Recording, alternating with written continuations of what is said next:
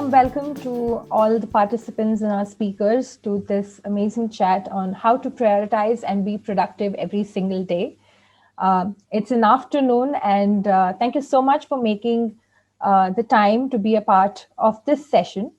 And it gives me great joy to introduce our speakers of today's session. We have two exceptional women. Uh, I would like to introduce our speaker, Meetika Bhatia, who is a member of the Data and AI team and globally heads the Production Monitoring Incident Management team and Index Production within BlackRock's Technology and Operations Group. She joined the firm in May of 2019 and is based in Gurgaon, India, and is responsible for day-to-day operations of her team. Prior to joining BlackRock, Meetika spent over 11 years with the Royal Bank of Scotland as a director. During her tenure with RBS, Meetika's responsibilities spanned from delivering strategic front to back programs for meeting the organization's regulatory requirements. A warm welcome, Meetika. We are so happy that you're here with us today.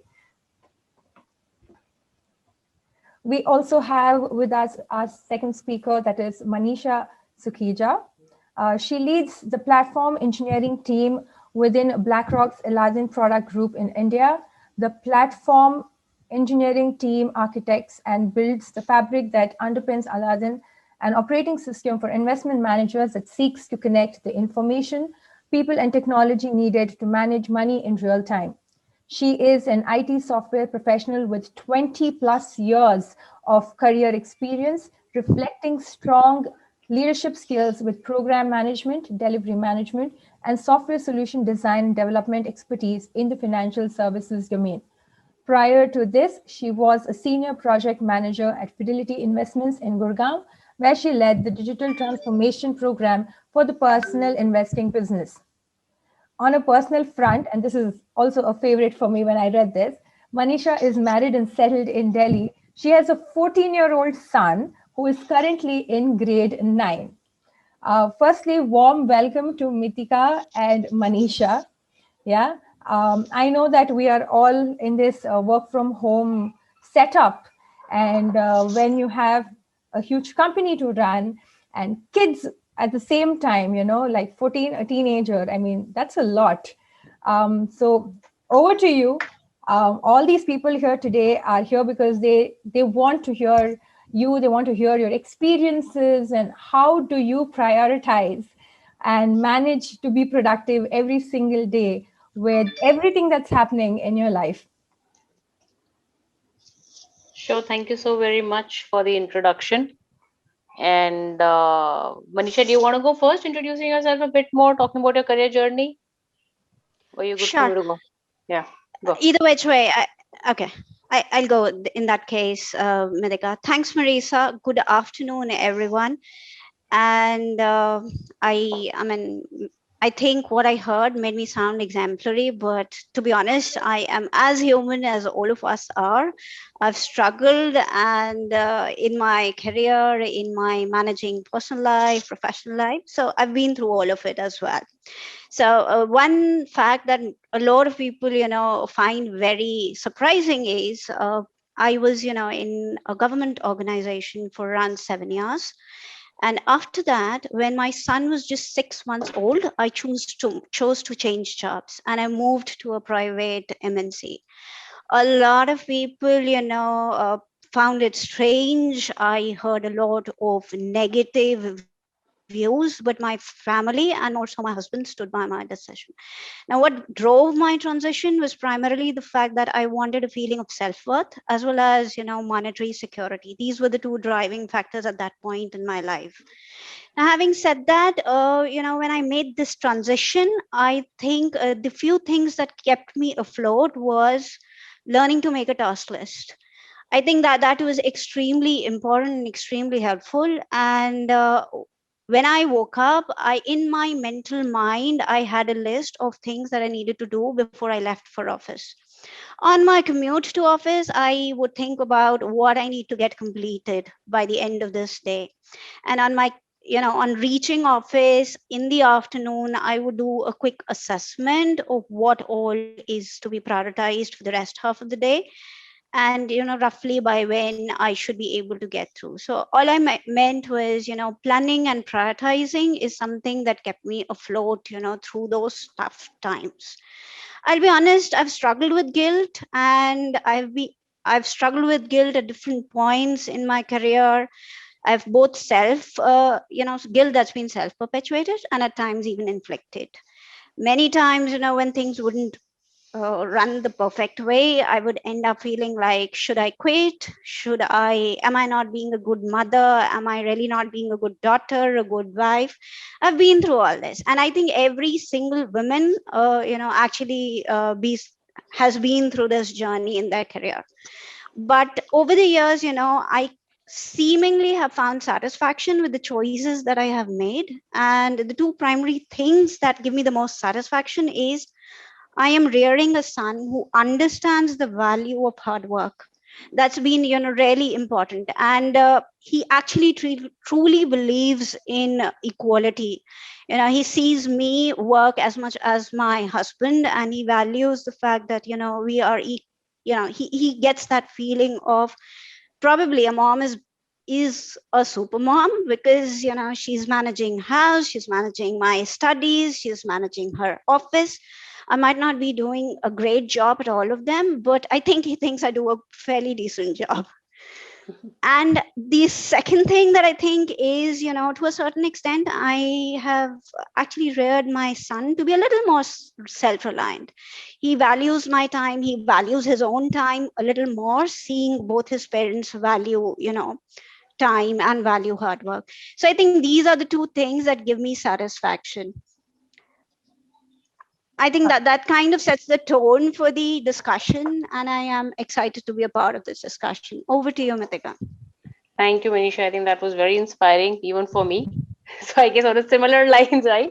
So even I have like 20 plus years of experience. I'm a maths graduate. I did my MCA post that, and I joined HCL Technologies as a campus recruit. I was away from home for about close to about 5 years, and that's when I realized, being the only child, how important it is for me to choose my responsibilities and come back closer to my parents, right? So as Manisha did say, it's all about choices, right? It's all about choices that we make in our career, being aware of the consequences, right? That's very, very important. So it was a choice which I was aware of what the consequences were going to be. It was all about, setting up, starting. So, you go through the same rigor that you do during the starting of your career. So that's what happened. I came back, took a transfer to HCL Noida, worked there, was pretty successful in what I was doing. And honestly, was very successful because I wasn't married, didn't have kids at that point of time, worked very hard, took a leap in my career, right? And that is what really helps. What really helps is taking the leap at the starting of your career when you do not have as many responsibilities that you would during your life when you proceed. Right? Got married, definitely realized HCL Technologies is not the firm that I will be able to survive with to balance, my family and when I have kids. Took an informed decision, again a choice, to move out of HCL Technologies and move to Royal Bank of Scotland, clearly because of personal life balance. Right? Again, it was a choice that I made. I was doing extremely well in HCL Technologies, but then it was a choice at that point of my life, depending on what was more important for me. Moved to RBS, worked in different domains, worked in different areas, functional domains of an investment bank. Enjoyed my stay there, learned a lot from a developer. By the time I left RBS, I was a director in the firm. Enjoyed my journey there, really respect them for whatever they gave me, but then thought that, hey, 11 years is enough, let's move on, right? So again, it was a choice, came to BlackRock. And of course, in the meantime, I got married, and then I have two daughters. One is 12 and the other is 7. So they are, my stress buster. And as Manisha said, that because they see us work so hard and, manage the home, etc. So yeah, my elder one does think that, I probably am a superwoman, whereas my younger thinks that I'm mean, I don't have time for her. And I'm hoping that view of her changes very soon as she grows up, right? I mean, that's the only thing. But again, yeah, I mean, so as Manisha said, coming back to the topic again, how do you prioritize your task during this time, right? This will be a situation you will always struggle with prioritizing your task, right? And there'll be tasks, as Manisha said, I do exactly the same thing, right? I'm not as good at remembering things as Manisha is probably, so I need to write it down. So I have a notebook where I need to write on each and every task. And the moment I accomplish anything, I cross it out so hard that I feel so happy about it. Yeah, just to take a cross, when you cross a particular task, will give you such an achievement, but it does help. Yeah, I'm aware of the tasks that are very critical. I'm aware of the tasks that are critical and give me high on energy when I do them. They're critical tasks which do not give me the energy then when I have to do them, right? But they're critical and still need to be done. So it's just identifying what are the critical tasks that you enjoy doing. You'll be able to kill off very easily. There'll be critical tasks that you do not enjoy doing, and you will keep on pushing yourself of not doing them. But you know what? They're critical. You gotta do them. So do them fast. There'll be non-critical tasks that you enjoy doing, and you will love to do them before the critical ones. Avoid that, right? Do the non-critical ones later. There'll be things which will be non-critical and that you don't enjoy doing. Identify people who you can delegate those tasks to, right? And if you can't, what really helps is have like a fire drill hour where you said this is 1 hour where I have to kill everything that I do not even like doing, but I just need to do it. Period. And that's it. You have to set in that discipline. Yeah. So that was me. Marisa, back to you. Thank you so much. I mean, both of you have such exceptional and inspiring journeys and stories. I mean, if we hadn't had this expert chat, I don't think we would know the story, the person behind, the label, the director of BlackRock. That this is something really exciting and quite inspiring, I must say. So in the course of the promotion for this expert session, we've received queries, like questions from a lot of people, some of whom are already, I think, present for this chat. And I made a note of some questions that I felt that maybe, would be apt and a lot of people would benefit from knowing the answers for it. So first question is to you, Mithika. How do you prioritize your task? You've already said it, but if you could just in quick 2 points, say it again for people who just joined in now. Sure. So I mean, like I said, it's very simple. It's a task list that I have. I have a notepad which I live and breathe with. I keep on writing my task 1 to 10. Anything that I feel is important, I make a star. At time when I feel the task list is going too long and too boring to look at it, I cross out the entire thing, start with a fresh date and put it again. And it's again identifying your critical and must-do tasks, right? So those are the things that I pick up first. Identify the tasks that I can delegate. There are tasks for which people will depend on me are extremely important for me to cross, right? Because I don't want the ball in my court ever. It's always, getting the work done and giving it back to people so that people are not waiting on me for any kind of sort of data or any sort of task to be completed before they proceed. Right. And it's again, so it's just keep on crossing whatever you're doing and keep on adding tasks. Even things like, if you need to reply to an email, if you're very smart in managing in some other way, do it. But even make a note of those things, because by the end of the day, what will happen is, oh shit, I was supposed to send that email. What happened? And then you'll hit a panic button. If you have it in front of you, you will not panic. But yeah, prioritize. And in that task, please do not only put in a professional task, put in a personal task also, because that's what I do. It's important. Okay. And yeah. I think all of us here will agree the joy you get when you strike out a task that is done. Yeah. And I strike it like so that nobody can even see what the task was. Right. I enjoy crossing it so much. Yeah. Right. The next question is for you, Manisha. I am a perfectionist, and at times it is a bummer because I can't seem to move on to the next task. How do you think I should go about this? Right. Perfectionism, I think, is a quirky personality trait. Perfectionists know that achieving perfection is impossible. I mean, you could find a fault in perhaps the best of the things. Can I find a fault in Taj Mahal? Maybe I can. I'm not that big a critic, but I'm sure people could find a fault there. And so being a perfectionist, perfection is impossible, I think. Yet the feel to be driven to keep trying, yet perfectionists always feel that they can achieve perfection. So first things first, I do not believe, you can be a perfectionist. There's no end to it. You could go on and on. And it's not about being perfect. I think at times it's about feeling, perfect. That's what we get driven by when we say we are perfectionists. Being perfectionist puts you under a lot of stress. You kind of get into a situation of a burnout. You feel the guilt and frustration of not having completed it up till what you wanted it to be completed to. So all in all, you kind of end up being dissatisfied with what you've done. I think the key thing of breaking out from that trap of being a perfectionist and being stuck with a single thing would be first acknowledge the fact that you started to notice yourself feeling like you're going on and on and on and on for it. In case you are able to notice it, stop, pause, assess your emotion at that point in time, and I suggest you take a break.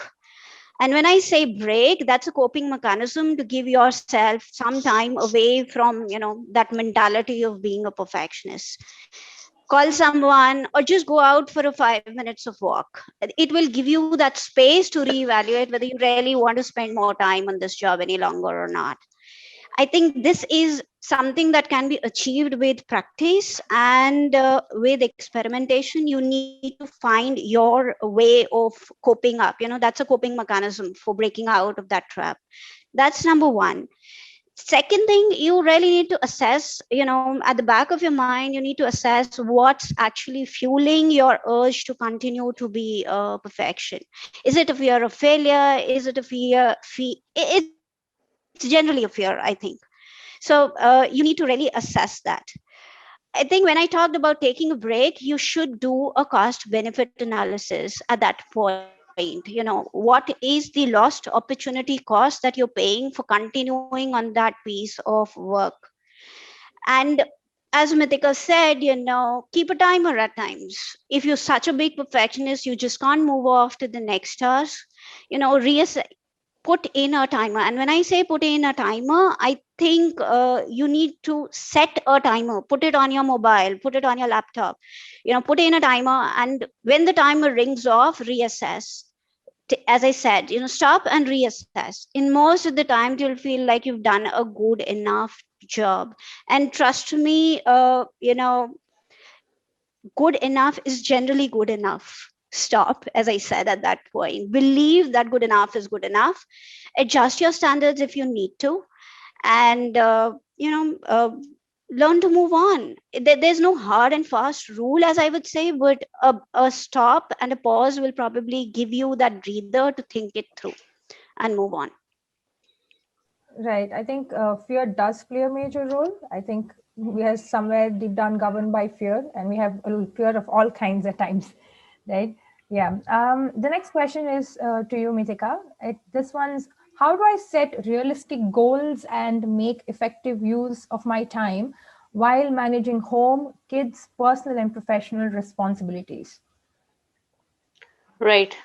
Thanks for the question. I think it's a great question, right? Ties back again to a lot that we've been talking about, right? It's all about prioritization, right? Understanding what is critical for you. And when you see 10, and then the thing is, don't get into this mad race saying, hey, you know what, there's another woman who's working, but still she's been able to do so much, whereas I'm not able to do it. It's okay. We are not all same. Is don't kill yourself by comparing yourself with 10,000 people. Target on the 20% inputs that will give you the 80% output. That is the best thing to do. Focus on your strengths, right?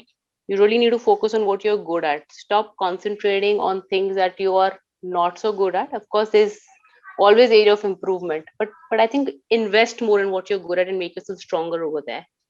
So say there's family around you, right? So make your kids more independent, right? As Manisha said, her son is 14 and pretty independent. I have my 12-year-old, touchwood, is very independent, right? She sees me managing my day. So what I help her do is just plan tasks for her, right? I don't tell her, right, today you have to study science and we'll sit and study science together. No, it's all about, you have to study science and this is the chapter that you need to do. And this is the time that is there.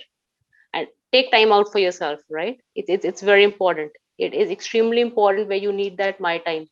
Go out for walk, do gardening, do cooking, do whatever that makes you feel happy, but it's your time, your zone. Wake up 30 minutes earlier if you need to, right? But it really will add a lot of value. At the end of the day, what really helps me is count my blessings, right? By the end of the day, just sit down and think, hey, what all you've been able to achieve throughout the day. Feel proud of yourself, right? What you were able to do. And don't feel bad about what you were not able to do, right? I think it's really important to say, Shukar hai, I was able to do all this during my day. And, thank you that for enabling me and giving me a family and the support system which enabled me to do all this. So again, set.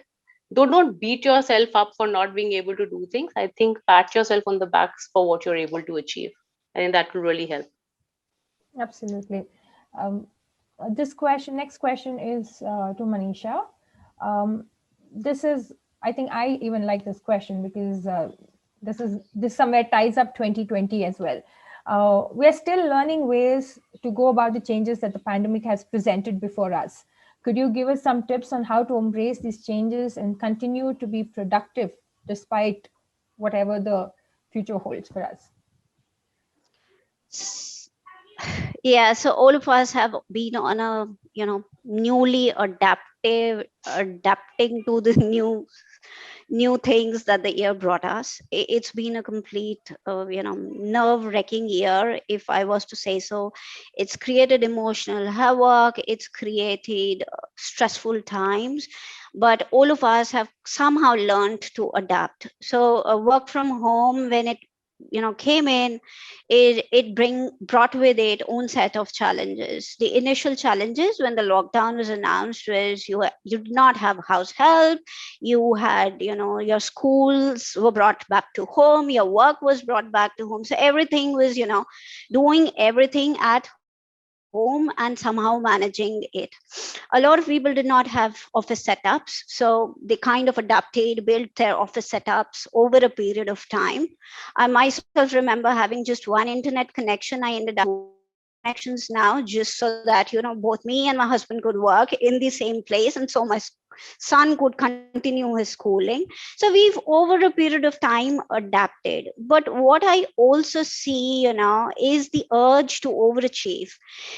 All the social media, all the everything. When I look at Facebook, I've learned cooking, and this is how great a baker I have become. So there's a sense of we could accomplish more, but just because we've kind of gotten over the commute time, I now have time, so I should overachieve. That's a tendency that social media tends to give us.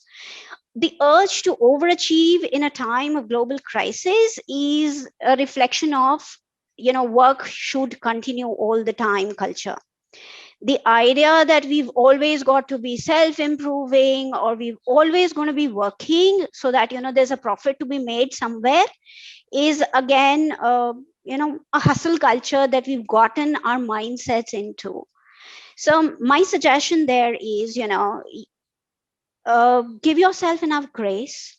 Set realistic expectation. To the earlier point, don't over expect, don't try to overachieve. The second is with your realistic expectations, share your expectations with your managers and have a clear understanding of what your deliverables and deadlines are. And this holds from an office perspective, but this also holds from your kids' perspective.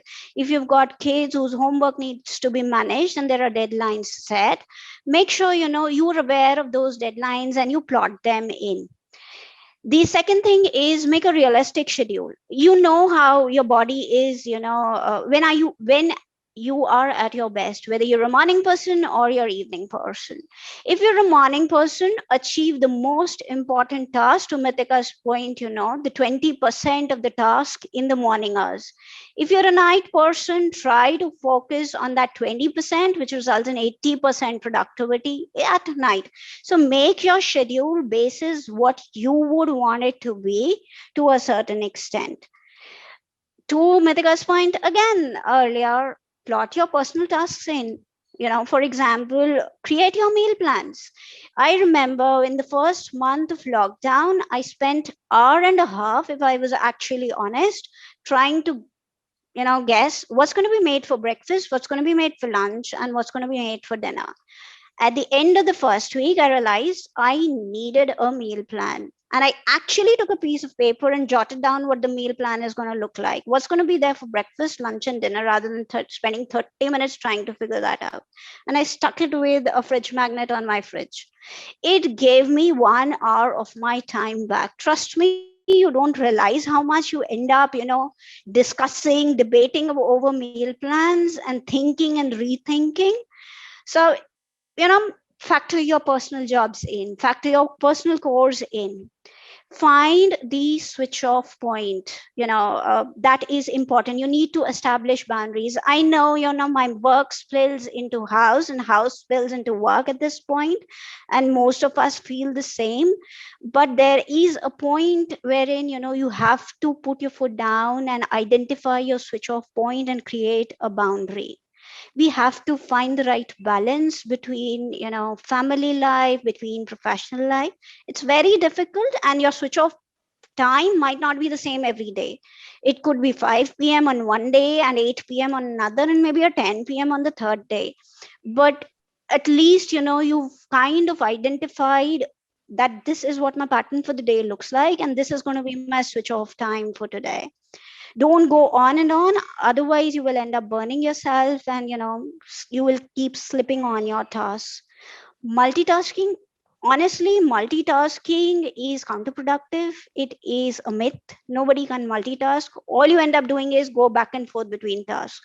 You've got too many things at hand. You go from one to the other and back to the first one or the third one and actually achieve nothing.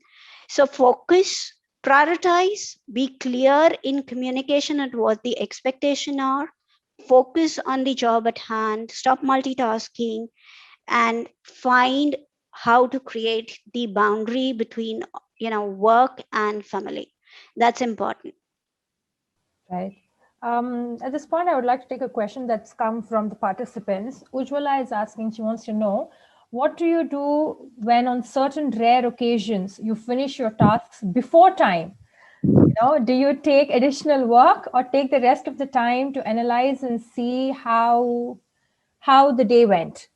Yeah. Pat yourself on the back, get a coffee, get a nice cup of chai, give yourself 10 minutes, Relax. relax, enjoy it. You earned it, right?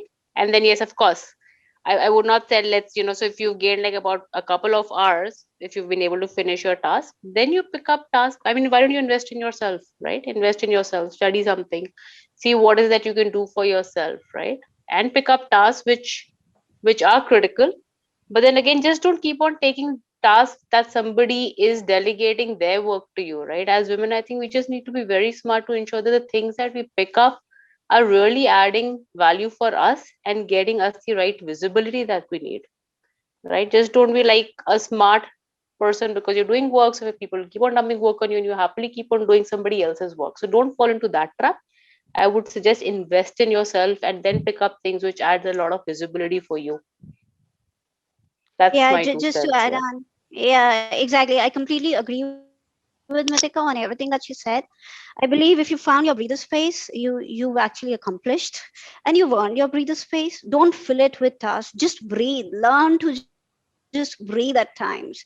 You are the pivot of your family, so as I said, your family revolves around you, your office work for you revolves around you. So, investing in yourself, keeping yourself emotionally, physically fit is critical for that pivot to continue to be a pivot. So, invest in yourself, you know, and just breathe at times. It's okay. Right. Arshi would like to know, so what happens to the task which you could not accomplish in the time frame you've set for yourself? How would you organize yourself after that? Would you drop those ones out and venture into new ones, or the other way around? So Yeah. go for Go on, Manisha. Matika. So again, it all depends upon, right? So if you don't finish some task on a particular day, it's not that new tasks will not get added, right? So you will have those pending tasks plus next day tasks that have got added to your list, right? So as I said, have a fire drill hour, right? You will have to finish them up, and most probably they'll be the tasks, which maybe are not critical and something that you don't enjoy doing. But honestly, you got to get them done. So either you delegate it to someone or set a time where you do it. And if they've been in your task list for say more than a month now, cut it off. You're never not going to do it then, and it means Right. they're not critical. Yeah. Manisha, would you like to add something to it? Yeah, I think, whether you want to drop it or whether you want to continue on it is something that will depend on the criticality and the, criticality or the urgency of getting it done. If it's an urgent enough task, probably you can give yourself a little more time and, kind of, to Matika's point, do a fire drill around that task. Or, if it is a low priority task, maybe it's time to drop it at this point, add it to your next list again, re-add to your Yeah. list at a later point in time. I can give an example, right? So I had Azure Cloud Basics training as my task list, right? The certification. So I done the training. I just had to do the certification. It was in my task list for more than a month. I did nothing about it other than just copy it for the next, when I was making the next task list. And I realized, what? Doesn't look like I'm going to get through it. There's no point feeling guilty about it. Every time I look at it, I just cut it out. And, when I feel the requirement is there, when I really have cloud Azure certification that is required to do a job, I think I'll get it done. So I just cut it out in my task list now. It doesn't sit. Wow. Okay. Yeah. This is something I think some of us here might resonate. I know I do, because I always have one task that's there, carried forward, carried forward, carried forward. Cut it out. give your mind some space to pick up something that probably you're not. Absolutely, absolutely. Manisha, this question is for you. Now, since it's work from home, I'm not sure if my productivity has increased. How do I measure my productivity? It's a tricky question. How do you measure productivity is really, really tricky. And we're not talking about, we're talking about personal productivity. Measuring personal productivity is a bit of a difficult task. But anyway, we've all talked about task lists. I think one of the simplest ways to measure your productivity is review your past task lists or schedules and check how many were you able to accomplish. How many of those did you tick out or cross out? That will give you a sense of, how much have you achieved over the period of time. Now, track your time and adjust your schedules or habits to suit your body rhythm, as I said. So that is one of the key things that you might be able to take from it. I think you need to assess your productivity not just in terms of numbers as to how many tasks you were able to tick off. I think what is important as well is to measure them qualitatively. It's not just the number, it is how much of value add that those tasks provided. So that is important as well. I think one question that you can think at the back of your mind is, if someone were to have followed you the entire day today, what would they have seen as your priorities, and have you been able to achieve those priorities? So, and how much of your energy did you waste on productivity sinks, if I may say so? How much time did you actually end up just web browsing, or just watching a TV, or just looking up social media? So identify your productivity sinks. We don't realize it most of the times, but once we get our hands on it on a phone, we spend a lot of time just browsing, looking things through. It gives us satisfaction. If that's not your productivity sink, great, but most of us feel that we end up doing that. And I think at the end of the day, the best way to measure productivity is to think of one question: who would be glad that I was part of their life today? Whether it was your manager, whether it was your child, whether it was somebody as a team member you helped, a junior person you kind of helped wrap their head around. So that's another way to look at things as well. It is not always the numbers. It is at times that feeling of satisfaction that helps you measure productivity. How satisfied do I feel at the end of the day is important.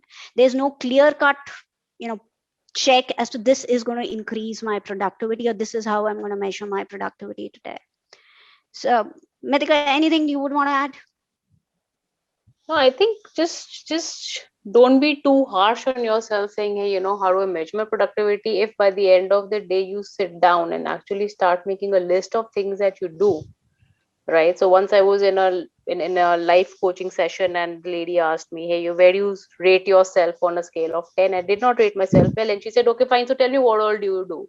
And I said, oh, fine, take care of kids, buy vegetables, cooking, parents, husband, job, etc., etc., etc. And you know, one thing that she said, listen, are you a Durga with 10 hands?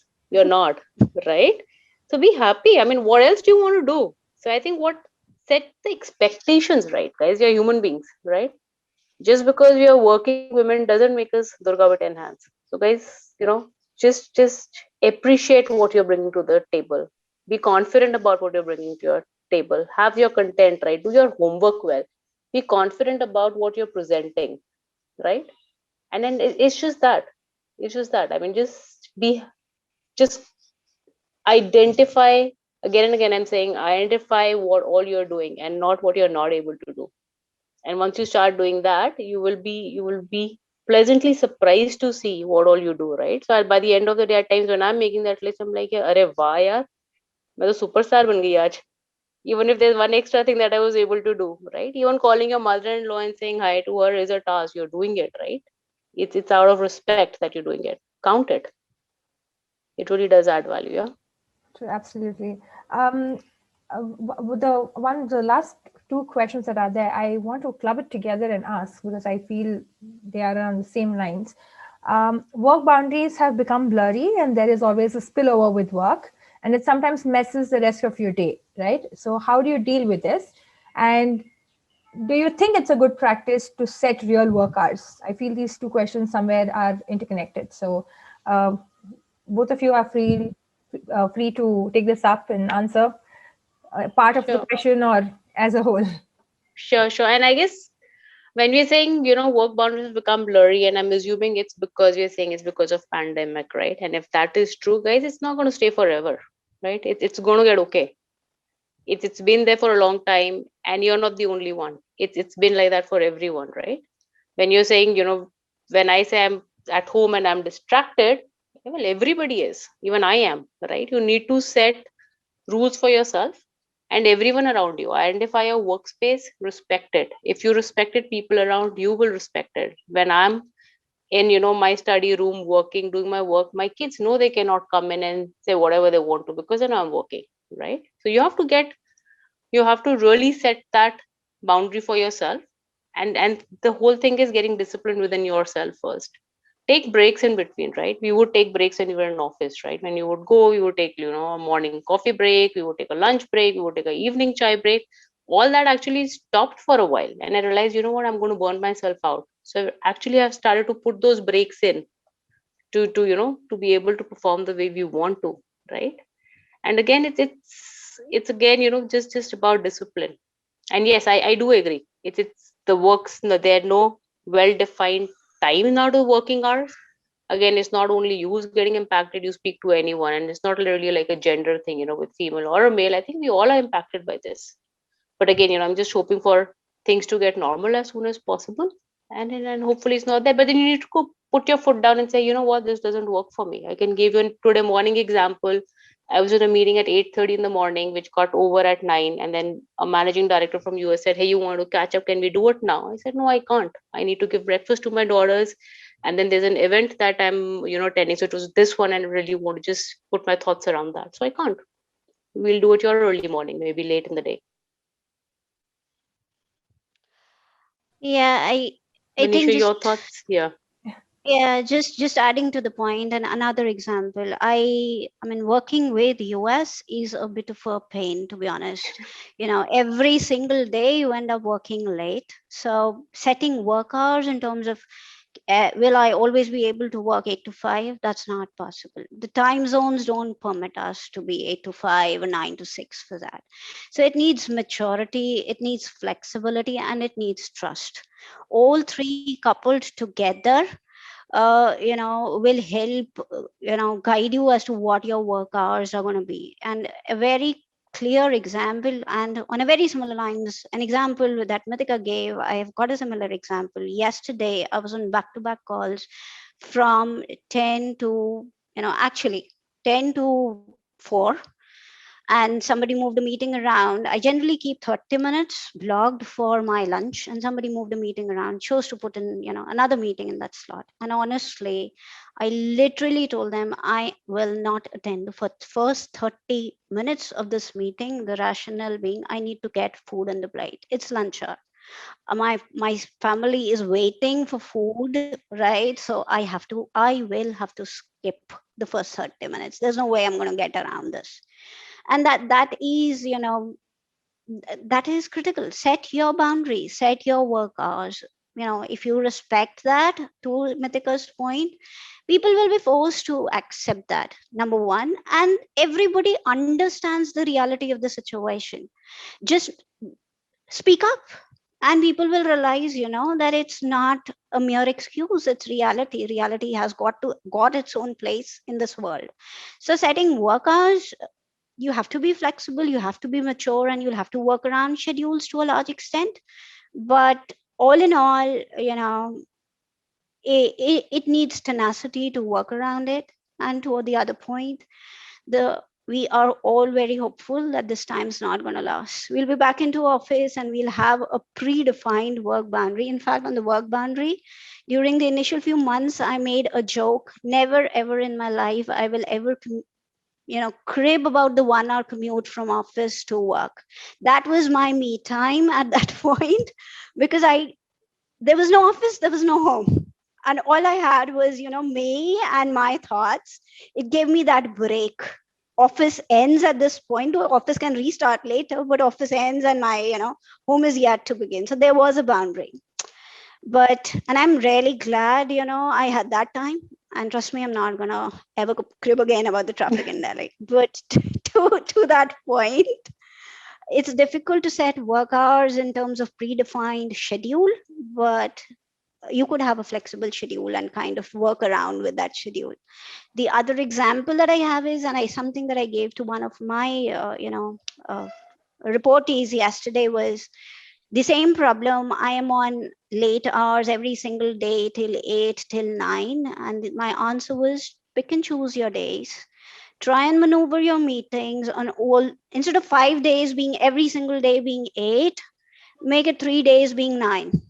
That will help, and your other days could reduce. I personally want Mondays and Fridays to be a little lighter, vis-a-vis I could continue till 10 on Tuesdays, Wednesdays, Thursdays. So I've chosen my days and I've chosen my times. So if you're in a position to try and work around with your schedule, pick your days on where you can, would want to be flexible. Talk to people if meetings could be moved around. At times they can, at times they can't, but try and work with it. I think it's one big key takeaway from here is you have to ask, communicate. That's the key. And another thing is it's also okay to say, no, I'm not able to accommodate this. I think sometimes we as women forget that we can say no. We are always giving, we are always accommodating, that be it work or home, we are always taking more on our plate. Yeah. We always just trying to prove ourselves. And I guess it's high time where we, stop trying to prove ourselves so much, Right. go make that extra effort, but blow our own trumpet, right? Say, hey, you know what, I did this and this looks so cool. Hey, I made this and it's so nice. So don't wait for somebody to come and acknowledge and appreciate. Do it yourself. Blow your own trumpet. It's very important. Absolutely. That was lovely, Manisha, Mithika. Thank you so much for your time.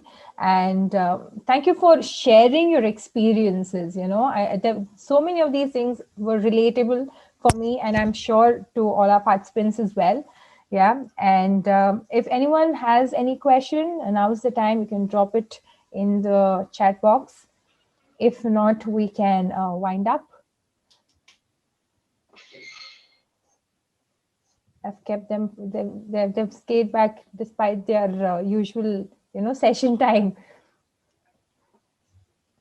All right, I think that's it. Yeah, so Manisha and Mithika, thank you so much for being a part of this expert session and for taking time. Yeah, I hope, Manisha, you can enjoy your lunch now, and I hope we do not take 30 minutes, Yeah, and Mithika, thank you so much. Like Thank you so very much. I didn't know you had two daughters, and yay, go girl power. Very happy to know that as well. Yeah, and to Yeah. all our participants, thank you for participating. Thank you for sending in your questions. Join us for another expert chat, and hopefully we can have another expert chat again with Manisha and Mithika, because this was really fun. You guys are wonderful. Thank you so much. Yeah. Enjoy Thank you the so rest very of your much. day. Have a good Yeah. afternoon. Thank Have a you. great weekend, Thank guys. Bye. you. You too. Bye. Bye. Bye. Bye.